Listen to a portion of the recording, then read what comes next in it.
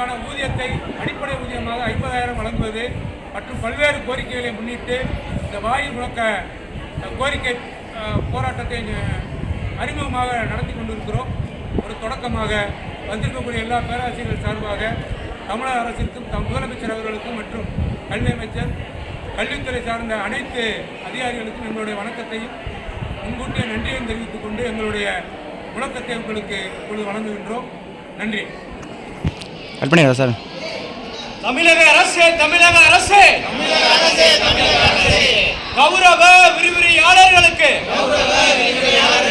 50,000 ஊதியம் கொடு. தமிழக அரசு வஞ்சிக்காதே கௌரவ விரிவுரையாளர்களை வாழ்க்கையை வஞ்சிக்காதே. தமிழக அரசு நிரந்தரப்படுத்து கௌரவ விரிவுரையாளர்களை நிரந்தரப்படுத்து. மறுக்காதே யுஜிசி நிர்ணயித்த ஊதியத்தை கொடுக்க மறுக்காதே. தமிழக அரசு கருணை காட்டு கௌரவ விரிவுரையாளர்களை வாழ்க்கையில் கருணை காட்டு. தமிழக அரசு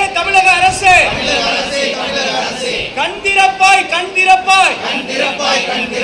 கௌரவ விரிவுரையாளர்கள் வாழ்க்கையில் கண் திறப்பாய். தமிழக அரசு கௌரவ விரிவுரையாளர்களுக்கு 50,000 ஊதியம் கொடு. தமிழக அரசு வஞ்சிக்காதே கௌரவ விரிவுரையாளர்களை வஞ்சிக்காதே. தமிழக அரசு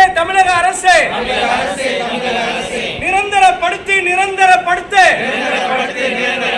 கௌரவ விரிவுரையாளர்களை நிரந்தரப்படுத்து.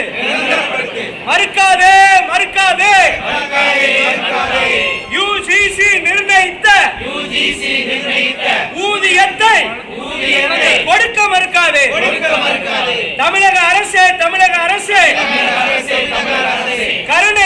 கருணை காட்டு கெஸ்ட் லெக்சரர் வாழ்க்கையில் கருணை காட்டு. தமிழக அரசு கண் திறப்பாய்